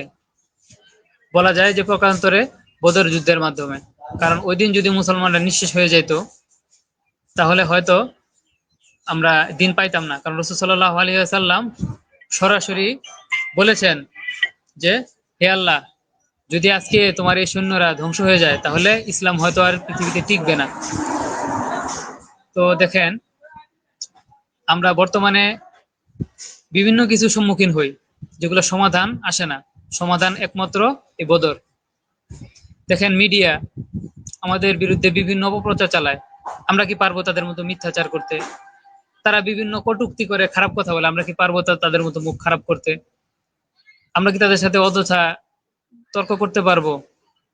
তারপরে তারা যে দাবিগুলা চায়, যে নারী ক্ষমতায়ন বা নারীকে ভোগপণ্য বানানো, এরকম যে আমরা যুক্তি দিয়ে তাদের সাথে কতটুকু টিকতে পারবো? এগুলা তো আসলে তারা অযৌক্তিক কথা যখন 10 জন বলে, তখন মাঝখানে একজন সত্য কথা বলে, সেটা গ্যারান্টেড হয় না, আসলে সেটা কেউ শুনে না। যেমন আপনার বিরুদ্ধে যদি 10 জন, যারা 10 রকম কথা আপনার বিরুদ্ধে বলতে থাকে, তখন আপনি একা আসলে কথা বলে সেটা তেমন কারো কানে যাবে না। তো এরকম বর্তমানে যে বিভিন্ন উস্কানি, মিডিয়ার অপপ্রচার, তর্ক, বিদ্রুপ, এগুলা করে করে মুসলমানদেরকে ব্যস্ত রাখে, মুসলমানদেরকে আন্দোলনের রাস্তায় এগুলা ব্যস্ত রাখে, যাতে করে মুসলমানরা ওই বদরে ফিরে না যায়, মূল বিষয়ে ফিরে না যায়। তো আমরা যে পর্যন্ত বদরের চেতনা লালন না করব, বদর শুরু না করব, সে পর্যন্ত এগুলার স্থায়ী কোনো সমাধান আসবে না। তর্ক বিদ্রুপ এগুলো চলতেই থাকবে। সুতরাং এই সাধারণ কোনো বিষয় নিয়ে আমাদের উত্তেজিত হয়ে সময় নষ্ট না করে আমাদের মৌলিক প্রস্তুতি গ্রহণ করা দরকার, মৌলিক বদর তৈরি করা দরকার। আশা করি বিষয়টা আপনারা বুঝেছেন। তো এখানে আমাদের হতাশার কিছু নাই, কারণ আল্লাহ তাআলা মুসলমানদের যে একটা মূল পাওয়ার দিছে, সেটা কারো ভিতরে নাই। আল্লাহ তাআলা কাফেরদের যে দুর্বল পয়েন্ট, সেটা বলে দিচ্ছে। সূরা বাকারার 96 নম্বর আয়াতে আল্লাহ তাআলা বলেছেন, বিসমিল্লাহির রহমানির রহিম, ওয়ালা তাজিদান্নাহুম আহরাসান নাসি আলা হায়াহ ওয়া মিনাল্লাযিনা আশরাকু। তো যারা মুশরিক, বিধর্মী, তাদেরকে দেখবে তারা জীবনের প্রতি অধিক লোভী, অর্থাৎ বাঁচতে চায়, তারা মরতে চায় না। তারা মৃত্যুকে খুব ভয় পায়, তারা মনে করে যে আমাদের হাজার হাজার বছর বাঁচতে পারতাম। তারা মূলত যুদ্ধে কি জন্য আসে? একটু পরিবার নিয়ে ভালো থাকবে, বেতন পাবে, এই জন্য তো তারা যুদ্ধ করে। তো তাদের মৃত্যুর ভয়টা খুব বেশি। তো আমাদের মুসলমানদের মৃত্যুর ভয় নেই। তো এই জন্য তাদের মূল দুর্বলতা এই জায়গায়, আমরা যদি 1 হাত আগে, তারা 10 হাত পিছাবে, আমরা যদি 10 হাত আগে, তাদেরকে খুঁজে পাওয়া যাবে না। তো বাস্তবে আমরা দেখি যে বর্তমানে ছোট ছোট একদম, যাদের স্থায়ী কোনো জায়গা নেই, কোন রকম একটা দল বিশ্বের পরাশক্তির সাথে লড়তেছে। কি জন্য? যে তাদের ভিতরে আল্লাহ তাআলা সাহস আছে, আর বিধর্মীদের ভিতরে এই সাহসটা নেই। তো তাদের দুর্বল পয়েন্ট যখন আমরা জেনে গেলাম, তখন আমাদের জন্য অবশ্যই সহজ, ইনশাআল্লাহ এটা আমরা মাথায় রাখবো, যে ভয়ের কিছু নেই, আল্লাহ তাআলা তো আমাদের সাথে আছে। এটা হলো 13 নাম্বার। 14 নাম্বার, আমি একটা প্রশ্ন করতেছি, এই প্রশ্নের উত্তর আমি দিচ্ছি যে আল্লাহ তাআলা কেন নিজে সবকিছু ধ্বংস করে দেন না কাফের মুশরিকদের? আল্লাহ তাআলা কেন মুসলমানদের মাধ্যমে মুসলমানদেরকে এত কষ্ট দেন? এই যে ফিলিস্তিনে এত মুসলমান মরতেছে, তো আল্লাহ তাআলা কেন তাদেরকে গায়েবী ভাবে ধ্বংস করেন না? তো এটা আল্লাহ তাআলা কোরআনের আয়াতে খুব মজার উত্তর দিয়েছেন। বিসমিল্লাহির রহমানির রহিম, এটা হলো সূরা তাওবার 14 নম্বর আয়াতে, কাতিলুহুম ইউআযিবুহুমুল্লাহু বিআইদিকুম ওয়া ইখযিহিম ওয়া ইয়ানসুরুকুম আলাইহিম ওয়া ইয়াশফি সুদূর কওমিন মুমিনিন। অর্থাৎ দেখেন, আল্লাহ তাআলা তো বিশাল মহান, যিনি মহান হন তার প্রতিপক্ষ তো অবশ্যই মহান হতে হবে, না হলে তো খেলাটা জমলো না। তো দুর্বল দলের সাথে সাধারণ একটা দলের খেলা দিলে তো জমবে না। তো দেখেন আল্লাহ তাআলা হলো মহান। তো আল্লাহ তাআলা এত মহান যে এই সাধারণ কাফের মুশরিক যাদেরকে আল্লাহ তাআলা ইচ্ছা করলে ধ্বংস করে দিতে পারেন, আল্লাহ তাআলা কেন তাদেরকে সরাসরি গায়েব দিয়ে তাদের সাথে মোকাবেলা করবেন? আল্লাহ তাআলা বলছেন যে কতিলুহুম, তোমরা তাদের সাথে যুদ্ধ করে দেখো, ইউআযিবুহুমুল্লাহু বিআইদিকুম, তোমরা তো মানুষ, এই মানুষ দিয়েই তাদেরকে লাঞ্ছিত করবে। আল্লাহ তাআলা তোমাদের হাত দিয়ে কাফের মুশরিকদেরকে লাঞ্ছিত করবে এবং তোমাদেরকে আল্লাহ তাআলা সাহায্য করবে। তো এই জন্য আল্লাহ তাআলা চান যে কাফের মুশরিক যেমন মানুষ, যদিও তারা পরাশক্তি হোক, কিন্তু তাদেরকে আল্লাহ লাঞ্ছিত করবেন আমাদের মতো দুর্বল মুমিন দ্বারা। এটাই আল্লাহ তাআলার ইচ্ছা। আল্লাহ তাআলা চান যে আল্লাহ তাআলা মহান, যে আল্লাহ তাআলার এই ক্ষুদ্র আমরা সৃষ্টি, আমাদের মাধ্যমে তারা নিজেদেরকে পরাশক্তি মনে করে তাদেরকে আল্লাহ তাআলা ধ্বংস করে দিবেন। তো এই জন্য আল্লাহ তাআলার কাছে শুধু গায়েবী সাহায্য চাবো আর কিছু চাবো না, এরকম না। আল্লাহ তাআলার কাছে গায়েবী সাহায্য অবশ্যই চাবো, পাশাপাশি আমাদেরও চেষ্টা থাকতে হবে। তো আল্লাহ তাআলা যেন আমাদের হাত দিয়ে তাদেরকে লাঞ্ছনা দিতে পারেন সেই চেষ্টা আমাদের করতে হবে, সেই রকম মনোবল আমাদের রাখতে হবে ইনশাআল্লাহ।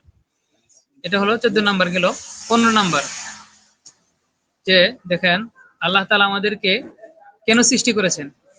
ফেরেশতাদের মাধ্যমে তো আল্লাহ তাআলা দুনিয়া চালাইতে পারতেন, কিন্তু এটা করেন নাই। বরং আল্লাহ তাআলা মানুষকে সৃষ্টি করেছেন যাতে করে এই মানুষের ভিতরে পার্থক্য হয়। আল্লাহ তাআলা দেখেন কে সবচেয়ে আল্লাহ তাআলার জন্য বেশি নিবেদিত, কে আল্লাহর উপর তাওয়াক্কুল করে, আল্লাহ তাআলার ক্ষমতা মানুষের ভিতরে কতটুকু ফুটে ওঠে।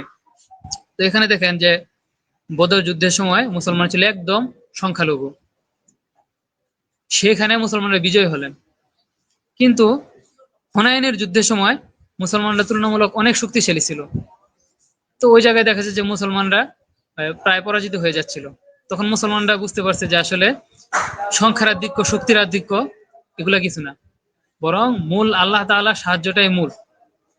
এটাই হলো আল্লাহ তাআলার ইচ্ছা, যে মুসলমানরা কখনো পরাজয় বরণ করবে, কখনো শক্তিশালী হবে। এটাই আল্লাহ তাআলার নিয়ম। আল্লাহ তাআলা চান যে দুনিয়াটা দুনিয়ার গতিতে চলুক, মুসলমানরা মুসলমানরা বিভিন্ন ভাবে ইসলামে আল্লাহ তাআলার মর্যাদাটাই সর্বোচ্চ উচ্চ রাখুক।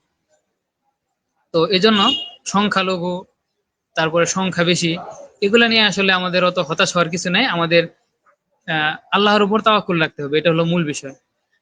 তারপর 16 নাম্বার যে একটা শিক্ষা, এটা অনেক গুরুত্বপূর্ণ, যে রাসূল সাল্লাল্লাহু আলাইহি ওয়াসাল্লাম যে কাজটা করেছিলেন এবং কি আল্লাহ তাআলা যে কাজটি করেছিলেন, সেটা হলো শত্রুদের সংখ্যা একটু গোপন রেখেছিলেন। অর্থাৎ যে আমরা যে দুর্বল 313 জন সৈন্য যে নিয়ে যাচ্ছি, এখন যদি কাফেরদের যে বিশাল বাহিনী, মুসলমান যদি একুরেট হিসাবটা জানতো, তাহলে দেখা যায় যে হয়তো তারা মনোবল ভেঙে পড়তো, যুদ্ধের মোড় ঘুরতে পারতো। আল্লাহ তাআলা সূরা আনফালের 43 নাম্বার আয়াতে আল্লাহ তাআলা বলেছেন যে ওয়ালাউ আরাকাহুম কাসীরাল লাফাশিলতুম, যদি তাদের সংখ্যাধিক্য আল্লাহ তাআলা দেখাইতেন তাহলে হয়তো তোমরা দুর্বল হয়ে যেতে। তো এই জন্য আল্লাহ তাআলা মুসলমানদের মনোবল দৃঢ় রাখার জন্য তাদের মূল একুরেট সংখ্যাটা আল্লাহ তাআলা বলেন নাই, বা নবী সাল্লাল্লাহু আলাইহি সাল্লাম প্রকাশ করেন নাই। তো এটা একটা যুদ্ধের কৌশল, যে আমরা যারা যুদ্ধ পরিচালনা করব ইনশাআল্লাহ ভবিষ্যতে, তারা বিভিন্ন রকম অবস্থা, আমাদের টেকনিক খেয়াল রাখতে হবে, যে আসলে কি করলে মুসলমানদের মনোযোগ ঠিক থাকবে, মনোবল ঠিক থাকবে, এবং কি করলে তারা দুর্বল হয়ে যাবে, এগুলো আমাদের বিবেচনা করে সেই হিসেবে সিদ্ধান্ত নিতে হবে।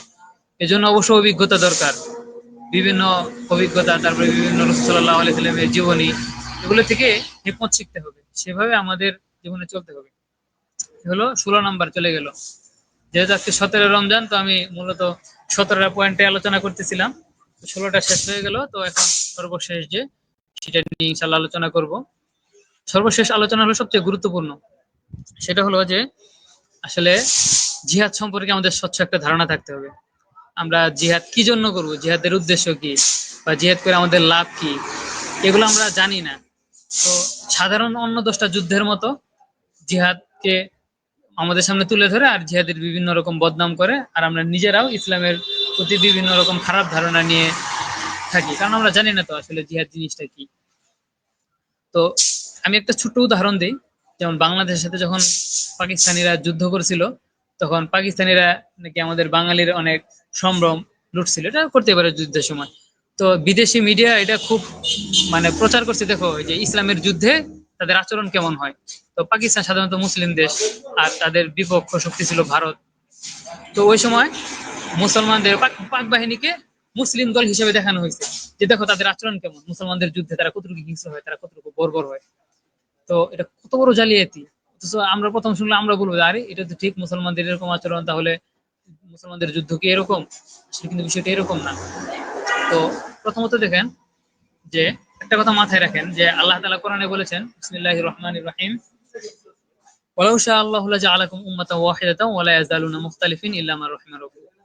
অর্থাৎ আল্লাহ তাআলা যদি চাইতেন তাহলে সব কিছুকে ধ্বংস করে শুধু মুসলমানদেরকে দুনিয়া রাখতে পারতেন, কাফের মুশরিক এদেরকে ধ্বংস করে দিতে পারতেন। এদেরকে ধ্বংস করতে আল্লাহ তাআলার এক সেকেন্ডও লাগবে না। তো তাহলে আল্লাহ তাআলা কেন ধ্বংস করতেছেন না? তো এই আয়াতে আল্লাহ তাআলা বলছেন যে, ওয়ালিযালিকা খালাকাহুম, আর এই জন্যই তো তোমাদেরকে সৃষ্টি করা হয়েছে, যে আল্লাহ তাআলা তোমাদেরকে পরীক্ষা করবে, যে তোমরা তোমাদের আকল ব্যবহার করে তোমরা কতটুকু ইসলামের জন্য কাজ করো, এবং আমার দিনকে, আল্লাহ তাআলার অবস্থানকে কতটুকু উপরে রাখো। সেটা হলো আল্লাহ তাআলা জানতে চান মুসলমানদের কাছ থেকে, আমাদের পরীক্ষা করতে চান। সেই জন্য মূলত আমাদেরকে বুদ্ধি দিয়ে আমাদের সমকক্ষ তৈরি করে দিচ্ছে। যদি প্রতিনিধি না থাকে বা মানে আমাদের বিরোধী দল না থাকে, তাহলে তো আসলে আমাদের পুরস্কারের অর্থ হয় না। যেমন একটা দল যদি এক মাঠে খেলে, বিরোধী দল নেই, তাহলে তো সেটা পুরস্কার পাওয়ার কোনো সম্ভাবনা নাই, বা এটা হইলো না। তো যুদ্ধের ক্ষেত্রে এরকম। তো আল্লাহ তাআলা আমাদেরকে যে পুরস্কার দিবেন, আল্লাহ তাআলা যার প্রতিনিধি যে আমরা, এটা বোঝানোর জন্য আমাদের বিরোধী দলের সাথে আমাদের ফাইট করতে হবে। ফাইট করে আল্লাহ তাআলার অবস্থানটা একটু উপরে রাখতে হবে। এটাই ইসলামের উদ্দেশ্য। ইসলাম চায় না যে বিধর্মীরা সব ধ্বংস হয়ে যাক। এটা তো ইসলামের মূল উদ্দেশ্য না, তাই এটা আল্লাহই করতে পারতেন। আমরা মুসলমান, আমরা পৃথিবীর সবচেয়ে সঠিক এবং কি সবচেয়ে উত্তম ধর্মের উপরে আমরা আছি, বাকিগুলো তো ধর্ম বলাই যায় না। এই যে কাঠ বা সেগুলো নিয়ে পূজা করে, এগুলো তো আমরা হাসার কথা, এগুলো আমরা হাসবো। তাদের ব্যাককলি কাজ কারবার দেখে, তাদের এরকম অস্থির জীবন, আত্মহত্যা, তাদের হতাশা, উশৃঙ্খল জীবন যাপন, এগুলো থেকে আমরা হাসবো। এগুলো থেকে আমরা হিংসা করে তাদের সাথে মারামারি করে তাদেরকে মারবো কেন? এটা তো আমাদের দরকার নেই। আসলে জিহাদের মূল উদ্দেশ্য হলো দুইটা। একটা হলো ইআলা উ কালিমাতিল্লাহ, আল্লাহ তাআলার কালিমাকে সর্বোচ্চ স্থানে নেওয়া। আর দ্বিতীয় হলো কাসরু শাওকাতিল কুফফার, অর্থাৎ কাফেরদের শক্তিকে একটু দুর্বল করে রাখা। এটাই এটাই জিহাদের উদ্দেশ্য। এটা যখন হয়ে যাবে, তারপরে আর যুদ্ধ জিহাদের দরকার নাই। যেমন যে যখন ইসলামী খেলাফত কায়েম হয়ে যাবে, তখন আল্লাহ তাআলার কালিমাটা উপরে থাকবে। তো ইসলামী রাষ্ট্রে হিন্দুরা হিন্দুদের মতো তাদের পূজা করবে, বৌদ্ধরা বুদ্ধদের মতো পূজা করবে, আমরা হাসবো দেখে, দেখো কেমন ব্যাককল কি কাজ করে, বা তাদের বিভিন্ন দিকে আমরা এই করবো। তো আমাদের ইসলামের উপর যেন আঘাত আসতে না পারে, তাদের শক্তি যেন এতটা শক্তিশালী না হয় যে আল্লাহ তাআলার দিনের উপর বারবার আঘাত করতেছে, কটূক্তি করতেছে, কোনো বালা নাই। ইসলামী আইন আমাদের মতো ইসলামী আইন কায়েম করব, ইসলাম মোতাবেক চলবো, আমাদেরকে পর্দা করতে দিবে না, গরু মাংস খাইতে দিবে না, আজান দিতে দিবে না। এসব কারণে আসলে জিহাদটা দরকার। যখন আমরা জিহাদ করব, আমাদের অবস্থানটা এরকম হবে যে আমরা নির্বিঘ্নে ইসলামের দাওয়াত দিতে পারি, ইসলাম নির্বিঘ্নে ইসলামিক আইন চলতে পারবে। তো এরকম একটা যখন হয়ে যাবে যে চাইলেই কেউ আমাদের ক্ষতি করতে পারবে না, বা ইসলাম নিয়ে কটূক্তি করতে পারবে না, এরকম একটা অবস্থান যখন হয়ে যাবে, তখন আসলে হিন্দুদেরকে বা বিদ্যুদেরকে ধরে ধরে বা বিধর্মীকে ধরে ধরে আমরা অত্যাচার করব, তাদের খারাপ আচরণ করবো, গালিগালাজ করব, এগুলো আসলে ইসলাম শিক্ষা দেয় না। তারা তাদের মতো করুক, আমাদের কাজ হলো দাওয়াত দেওয়া। দাওয়াত দিলে যে সবাই শুনবে তাও না, রাসূল সাল্লাল্লাহু আলাইহি ওয়াসাল্লাম যাদেরকে দাওয়াত দিচ্ছে সবাই যে মুসলমান হয়েছে তাও না, বরং আল্লাহ তাআলা সান্ত্বনা দিয়ে বলছেন যে, তুমি কি নিজেকে শেষ করে দিবা নাকি তারা যদি ঈমান আনে না? তো হেদায়েত তো আল্লাহ তাআলার হাতে। সবাই যে পৃথিবীর মুসলমান হয়ে যাবে, মুসলমান বানানোর জন্য, সবাইকে ইসলাম গ্রহণ করার জন্য, সবাইকে পর্দা করানোর জন্য, সবাইকে মূর্তি পূজার থেকে বিরত রাখার জন্য যে ইসলাম জিহাদ করতে বলে, বিষয়টা আসলে এরকম না। বরং আমাদের মূল উদ্দেশ্য হলো যে আল্লাহ তাআলার কালিমাকে জিহাদের মাধ্যমে একটা লেভেলে নিয়ে যাওয়া, যখন ইসলাম নিয়ে কেউ কটূক্তি করবে না, বাধা দিবে না, এরকম একটা অবস্থায় নিয়ে যাওয়া। তারপরে যে যেভাবে করতে চায়, প্রয়োজনে আমরা তাদেরকে সহযোগিতা করব। তারা তাদের মতো করে তাদের ধর্ম পালন করবে, তারা যা ইচ্ছা তাই করবে, ওগুলো নিয়ে আমাদের আসলে মাথা ব্যথার কিছু নেই। আমাদের কাজ হলো দাওয়াত দেওয়া। তো জিহাদটা হলো দাওয়াতের একটা মূল ফাউন্ডেশন। দাওয়াতের মূল হলো দাওয়াত। যেমন দেখবেন যে পৃথিবীতে যারা শক্তিশালী থাকে না, সারা বিশ্বের মানুষ তাদেরকেই ফলো করে। যেমন ব্রিটিশরা যখন ছিল, তখন সবাই ব্রিটিশদের মতো কোট প্যান্ট টাই এগুলা পরার কি করতো। তো এখন আমেরিকা, সবাই আমেরিকা যেতে চায়, আমেরিকার যে সভ্যতা, কৃষ্টি, কালচার, এগুলা তারা গ্রহণ করতে চায়। তো মুসলমান যখন ক্ষমতায় ছিল, ভারতে মুঘলরা ছিল, তারপর ইসলামিক খেলাফত বাগদাদ ছিল, তখন বিধর্মীরা বিভিন্ন ইউরোপ থেকে এসে এসে আরবি ভাষা শিখতো, মুসলমানদের মতো জুব্বা পরতো, কারণ ওটা রাজকীয় পোশাক ছিল তখন, মুসলমানদের চালচলন ছিল রাজার মতো, তো তারা ওইটা ফলো করতো। এইভাবে ইসলামকে ভালো লাগতো। যেমন মুসলমানরা যখন এই দেশে আসে, মুসলমানদের চলাফেরা এগুলো ভালো লাগতো, তখন মানুষ ইসলাম গ্রহণ করছে। তো এই জন্য যে আমরা যখন একটা শক্তি অর্জন করব, শক্তি যার কাছে থাকে মানুষ তাদেরকেই ফলো করে। তো এই জন্য আমাদের মানে জিহাদের মূল উদ্দেশ্য হলো যে আমাদের ইসলামটাকে একটা সম্মানের জায়গায় নিয়ে যাওয়া, যেখানে কোনো নবীজি কোরআন এগুলো নিয়ে কটূক্তি থাকবে না, আমাদের ইবাদত নিয়ে কোনো ঝামেলা থাকবে না, নামাজ এগুলো নিয়ে ঝামেলা থাকবে না, বরং আমরা বিধর্মীদেরকে প্রোটেক্ট করব, এরকম একটা অবস্থা তৈরি হলো। সেজন্য আমাদের মূল উদ্দেশ্য হলো জিহাদের, যে যার যার ধর্ম শেষে পালন করতে চাইলে পারবে, কিন্তু ইসলাম সর্বোচ্চ অবস্থানে থাকবে, অর্থাৎ ইয়ালাউ কালিমাতিল্লাহ, আল্লাহ তাআলা যে সবার বড় পৃথিবীতে আমাদের, আমরা খলিফা, এই জন্য আল্লাহ তাআলা আমাদেরকে খলিফা বানাইছেন। এটা হলো কিভাবে খলিফা, যে আল্লাহ তাআলার বরত্বকে আমরা পৃথিবীতে বড় করে রাখবো, এই হিসেবে আমরা খলিফা। এই কাজ যে পর্যন্ত আমরা করতে না পারি, সে পর্যন্ত আমরা আল্লাহ তাআলার প্রকৃত খলিফা হতে পারতেছি না। বরং আমরা যে অবস্থানে আছি, আমরা লাঞ্ছিত হওয়া মানে ইসলাম লাঞ্ছিত, ইসলাম লাঞ্ছিত হওয়া মানে কি, আল্লাহ তাআলার মনোনীত ধর্মটা লাঞ্ছিত হওয়া। প্রকারান্তরে আল্লাহ তাআলাকে আমরা লাঞ্ছিত করতেছি, পৃথিবীতে আল্লাহ তাআলা লাঞ্ছিত, নাউজুবিল্লাহ। এটা আমরা চাই না, আমরা চাই আল্লাহ তাআলা সম্মানের জায়গায় থাকুক। এটাই জিহাদের মূল উদ্দেশ্য। শুধু মানুষকে ধরে মারা, এইসব এগুলো আসলে ইসলামের শিক্ষা না। আর ইসলামের যে সুন্দর আচরণ, জিহাদের যে অতীত, এগুলো আমরা যখন দেখবো তখন বুঝতে পারবো যে ইসলামের যতগুলো যুদ্ধ হয়েছে, কোথাও ধর্ষণ নাই, কোথাও অতর্কিত হামলা নাই, কোথাও অতিরিক্ত বাড়াবাড়ি নাই, এগুলো আসলে আসলে ইসলামের সৌন্দর্য। এগুলো ইতিহাস আমাদের জানতে হবে এবং মানুষের মাঝে এই জিহাদের সৌন্দর্য তুলে ধরতে হবে। আমরা মুসলমানরা আজকে ইসলামের সৌন্দর্য জানি না, যার কারণে আমরা সাধারণ মুসলমানদেরকে আমরা জঙ্গি বলতেছি, এই বলতেছি সেই বলতেছি, ইসলামের জিহাদের সৌন্দর্য আমরা জানতেছি না। তো এই জন্য আজকের এই বদর দিবসে আমরা যাতে অন করতে পারি যে আমরা আজকে থেকে একদম ফ্রেশ ইসলামের যে দাওয়াতটা সেটা তুলে ধরবো, এবং জিহাদের যে মূল ফেস মানুষের মাঝে তুলে ধরবো, এবং কি আমরা নিজেরাও ইসলামকে বিজয়ী করার জন্য আল্লাহ তাআলার সম্মানকে সর্বোচ্চ রাখার জন্য চেষ্টা করব। তো আমি আমার আলোচনা শেষ করার আগে আমি সংক্ষেপে 17টা পয়েন্ট বলে নেই, যাতে আমরা কেউ চাইলে নোট করতে পারি সংক্ষেপে। তো প্রথমে আমি বদর এবং গজওয়াতুল হিন্দের গজওয়া এটার পরিচয় বলেছি। দ্বিতীয়ত, আমাদের শত্রু চিনতে হবে, আর কোনো কিছু শোনার সাথে সাথে লাভ দিয়ে চলে যাওয়া যাবে না, বরং বিষয় সম্পর্কে জানতে হবে, স্পষ্ট ধারণা নিয়ে প্রস্তুতি নিয়ে তারপর নামতে হবে। এটা হলো 1 নম্বর শিক্ষা, যে শত্রু চিনতে হবে। না হলে দেখা যাবে আমরা শত্রু মনে করে মুসলমানদের উপরে আঘাত আনছি, ইসলামের ক্ষতি করতেছি, এটা যাতে না হয়। 2 নম্বর, যে পরিস্থিতি অনুকূল হওয়ার আগ পর্যন্ত বা আমাদের হাতে মোটামুটি একটা অবস্থান আসার আগ পর্যন্ত ধৈর্য ধরতে হবে। যেমন ইসলামের মক্কার জীবনে 13 বছর নবীজি ধৈর্য ধরেছেন, মুসলমানরা বিভিন্ন কষ্ট সহ্য করেছেন।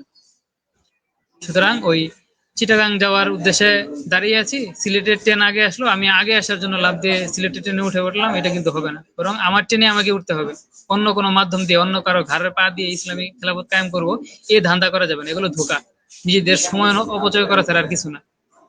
3 নাম্বার, যে কোনো বিষয়ে পরামর্শ করা, আর পরামর্শ করে যে মতামতটা সবচেয়ে সুন্দর সেটা গ্রহণ করা। এই বেশি মানুষ যেটা ভোট দিচ্ছে সেটাকে গ্রহণ করে, এটা ইসলাম না।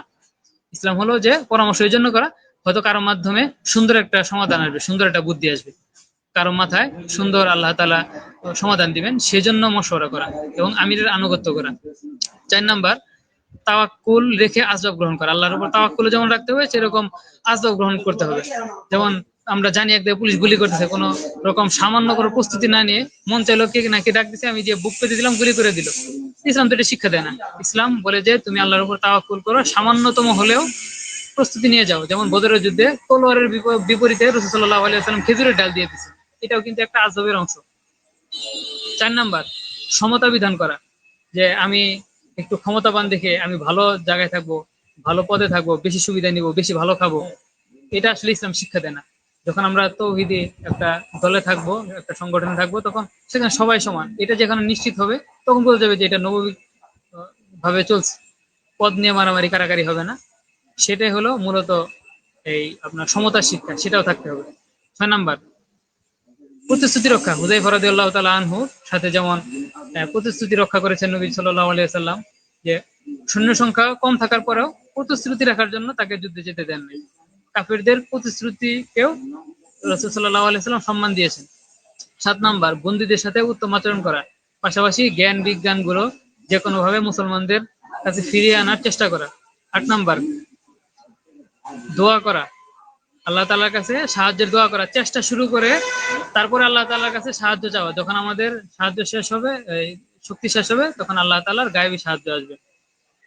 তারপর 9 নাম্বার, যে ইমান আমল ঠিক রাখতে হবে। শুধু ইসলামী দল করলাম, ইমান আমল সুন্নত ঠিক রাখলাম না, তাহলে আল্লাহ তাআলা সাহায্য করবেন এরকম কোনো প্রতিশ্রুতি নাই। বরং আল্লাহ তাআলা প্রতিশ্রুতিবদ্ধ তাদের সাথে যাদের ইমান আমল দুইটাই ঠিক আছে।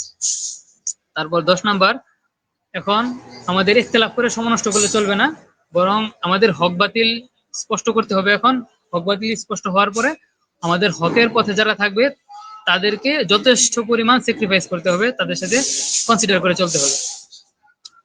তারপর মুনাফিক, জাসুস অর্থাৎ গুপ্তচর, এগুলো সব দলেই থাকবে। দলের ভিতরে অনেক সময় মুসলমানদের ভিতরেও যাদের ইমান দুর্বল তারাও কটূক্তিমূলক অনেক কথা বলবে, এগুলো নিয়ে মন খারাপ করে আমাদের দুর্বল হওয়া যাবে না। 12 নাম্বার, যে কাফেররা সারা জীবন কিয়ামত পর্যন্ত আমাদের বিরুদ্ধে যুদ্ধ করতেই থাকবে। তো আমাদের সেজন্য সুশীল ভেবে তাদের সাথে তাদের গোলাম হয়ে তাদেরকে প্রণাম করে চলাটা আমাদের মুসলমানদের অন্তত উচিত না। আল্লাহ তাআলা বলেছেন যে আরেকবার খেলাফত, নবীজি সাল্লাল্লাহু আলাইহি ওয়াসাল্লাম বলেছেন আরেকবার খেলাফত কায়েম হবে একদম শেষ জামানায়। মাঝখানে খেলাফত কেন কায়েম হবে না? তো মাঝখানে আল্লাহ তাআলা চাইলে মুসলমানকে ফ্রিতে খেলাফত দিতে পারতেন, যে তোমরা নিজেদের মতো খেলাফত চালাও, আর কাফের মুশরিকদের দুর্বল আল্লাহ তাআলা করতে পারতেন। বরং আল্লাহ তাআলা আমাদেরকে সুযোগ দিচ্ছেন, দেখি তোমরা কতটুকু চেষ্টা করে খেলাফতের জন্য কাজ করতে পারো। আল্লাহ তাআলা আমাদেরকে জিজ্ঞাসা করবে না তুমি কতটুকু খেলাফত কায়েম করছো, বরং আল্লাহ তাআলা জিজ্ঞাসা করবে যে তুমি খেলাফতের জন্য কতটুকু চেষ্টা করছো। তো চেষ্টা করার জন্য সুযোগ দিচ্ছে। যে আল্লাহ তাআলা গায়েবী আমাদের খলিফা বানাই দিতেন তাহলে এই চেষ্টাটা হতো না। এই জন্য আল্লাহ তাআলা আমাদেরকে একটু দুর্বল করছেন যে আমরা কতটুকু চেষ্টা করি আমাদের জায়গা থেকে। এটাই আল্লাহ তাআলার মূল উদ্দেশ্য। তারপর আমাদের 13 নম্বর ছিল যে এই বর্তমানে মিডিয়া, তারপরে তর্ক ঠাট্টা বিদ্রুপ, এগুলো নিয়ে আমাদেরকে ব্যস্ত রেখে আমাদের মূল্যবান সময় নষ্ট করতে চাচ্ছে। এগুলোর দিকে ফোকাস না করে আমাদের বদরের মূল চেতনায় যেতে হবে, যে আমাদের মৌলিকভাবে গোড়া থেকে যখন আমরা শক্ত হয়ে উঠবো তখন ডালপালা নিয়ে চিন্তা করতে হবে না। আমাদেরকে গাছের ডালপালা দিয়ে লোক দেখাচ্ছে যে এই যে ডালপালা বড় হয়েছে, এটা কাটো, এই ফল ধরছে, এটা কাটো, এটা করো, এটা করো, তো নবীর নামে কটূক্তি হয়েছে, এটা হয়েছে, তোমরা লাফায় পড়ো, জীবন দাও, এগুলো করে আমাদেরকে মূল যে গাছের গোড়া ওখানে আসতে দিতেছে না। তো ইসলামের গোড়া আমাদের শক্ত করতে হবে। এখন গোড়া যখন শক্ত হয়ে যাবে তখন গাছ দু একটা কাটলেও দেখা যাবে ওগুলা কভার হয়ে যাবে। তো এই বিষয়টা আমাদেরকে ভালোভাবে বুঝতে হবে আর কি। তারপর 14 নম্বরে আমরা উত্তর দিলাম যে আল্লাহ তাআলা কেন আমাদেরকে আহ, পৃথিবীতে শক্তিশালী করে তাদেরকে দুর্বল করেন না, কাফিরদেরকে গায়েবী ভাবে ধ্বংস করেন না কেন? কারণ আল্লাহ তাআলা মহান শক্তিশালী, আল্লাহ তাআলা মহা ক্ষমতাবান। আল্লাহ তাআলা কাফিরদেরকে লাঞ্ছনা দিবে আমাদের মতো দুর্বলের মাধ্যমে, তাদেরকে লাঞ্ছিত করবে আমাদের মাধ্যমে। এই জন্য আল্লাহ তাআলা এত বড় হয়ে এই ছোটখাটো তাদের সাথে লড়াটা আল্লাহ তাআলার সাথে আসলে যায় না। তো কিন্তু যখন দেখবো যে কাফের মুশরিকরা মুসলমানদের ক্ষতি করতেছে, মুসলমানরা আসলেই দুর্বল, চেষ্টা শেষ, তখন অবশ্যই আল্লাহ তাআলা মুসলমানদেরকে সাহায্য করবেন। তো তারপর 15 নাম্বার, তো ধারণা, সংখ্যার ধারণা, এটা আমাদের মূল ফোকাস থাকা যাবে না যে আমরা শক্তিশালী হলেই আমরা জিতবো, দুর্বল হলে জিতবো না, এরকম না।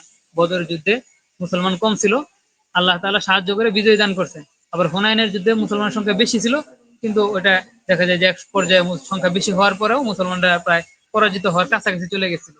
এই জন্য আল্লাহ তাআলা শিক্ষা দিয়েছেন যে সংখ্যার উপর নির্ভর করা যাবে না, বরং নির্ভর করতে হবে আল্লাহ তাআলার উপর, পাশাপাশি আযাব গ্রহণ করতে হবে। আর 16 নাম্বার, যে হেকমতের কারণে বিভিন্ন খবর সৈন্যদের থেকে দূরে রাখতে হবে, যেটা তাদের মনোবল ভেঙে দেয়, বা যেগুলো এমন কথা বলতে হবে যেগুলো তাদের মনোবল কি করে। অর্থাৎ একজন নেতা হওয়ার জন্য যুদ্ধের বিভিন্ন সিস্টেম বুঝতে হবে এবং হেকমত বুঝতে হবে কিভাবে শত্রুদের দুর্বল করা যায়, নিজের দলের লোকদেরকে মানে সতেজ রাখা যায়, এগুলো চিন্তা করতে হবে। আর একদম শেষে বললাম যে জিহাদের উদ্দেশ্যটা কি? জিহাদের উদ্দেশ্য হলো আল্লাহ তাআলার কালিমাকে উঁচু করা। আল্লাহ তাআলার কালিমাকে যখন উঁচু করবো আমাদের খেলাফত কায়েম হয়ে যাবে। আমাদেরকে খারাপ কিছু কেউ বলতে পারবে নবীজি আল্লাহ তাআলা এগুলো নিয়ে কটূক্তি করতে পারবে না, আমাদের জীবনে বাধা দিবে না, আমাদের দাওয়াতে বাধা দিবে না। তো এরকম পরিস্থিতি হয়ে গেলে তখন যে সে যা ইচ্ছা তাই করুক, যে কোনো ধর্মে চলুক, সেটা নিয়ে আমাদের মাথা ব্যথার দরকার নেই। যে অনেকে মনে করে ইসলামিক খেলাফত কায়েম হলে সব মেরে শেষ করে দেবে, শুধু মুসলমান লাগবে। না, মুসলমানরা এত ছোট মন মানসিকতা লালন করে না, বরং মুসলমানরা উত্তম আচরণ করে এবং বিধর্মীদের সাথেও উত্তম আচরণ করে। তো এই বিষয়গুলো আমাদের লক্ষ্য রাখতে হবে। তো আল্লাহ তাআলা আমাদেরকে সঠিক বুঝ দান করুন। আর আমার কথায় কোনো ভুল ভ্রান্তি হয়ে থাকলে অবশ্যই আমাকে সংশোধন করবেন। তো আমি সফরে আছি, হয়তো সুন্দরভাবে আমি সেভাবে পরিচালনা করতে পারলাম না, আলোচনাটা গুছিয়ে করতে পারলাম না, সেজন্য দুঃখিত। তো আমি আলোচনা এখানে শেষ করতেছি। আল্লাহ তাআলা আমাদের কবুল করুন। ওয়া আখিরু দাওয়ানা আলহামদুলিল্লাহি রাব্বিল আলামিন। আসসালামু আলাইকুম ওয়া রাহমাতুল্লাহি ওয়া বারাকাতুহু। জাযাকাল্লাহু খাইরান ভাই, অত্যন্ত সুন্দর এবং গুরুত্বপূর্ণ আলোচনার জন্য। আমাদের দর্শকদের পক্ষ থেকে কিছু প্রশ্ন ছিল ভাই। যদি আপনি সেই হ্যাঁ, অবশ্যই প্রশ্নগুলোর দর্শক যদি উত্তরগুলো কোনো দিতেন। প্রশ্ন করে জি, তাহলে করতে পারেন, সমস্যা নেই। জি। এই প্রশ্নটি স্ক্রিনে দেখা যাচ্ছে। একজন ভাই প্রশ্ন করেছেন। হ্যাঁ, এখানে একজন ভাই প্রশ্ন করেছেন যে বদরে যেভাবে ফেরেশতা পাঠিয়ে আল্লাহ সাহায্য করেছেন, বর্তমান যুগেও একই পরিস্থিতি আসলে কি সেই ফেরেশতাদের পাঠিয়ে সাহায্য করবেন? এই ফেরেশতারা এর মধ্যে বিশ্বাসী তো? ও আচ্ছা। তো আমরা যদি কিছু বই আছে, যেমন আমি আফগানিস্তানকে আল্লাহ তাআলাকে দেখেছি, বা বর্তমান যারা সরাসরি মৌলিক জিহাদের সাথে যুক্ত আছে, তারা অনেক সময় অনেক কিছু দেখেন। তো এগুলো পড়লে আমরা জানতে পারবো। তো অবশ্যই ইনশাআল্লাহ আল্লাহ তাআলার কাছে সাহায্য চাইলে আল্লাহ তাআলা সাহায্য করবেন। তো আল্লাহ তাআলা মানে ফেরেশতাদের কাছে মুখাপেক্ষী না। তো আল্লাহ তাআলা চাইলে এভাবেও করতে পারেন। কিন্তু যখন আল্লাহ তাআলা মুনাসিব মনে করবেন না মুসলমানদের মনোবল দুর্বল, তো এই সময় তাদের মনোবল ঠিক রাখার জন্য বা আত্মতৃপ্তির জন্য ফেরেশতা পাঠাবেন।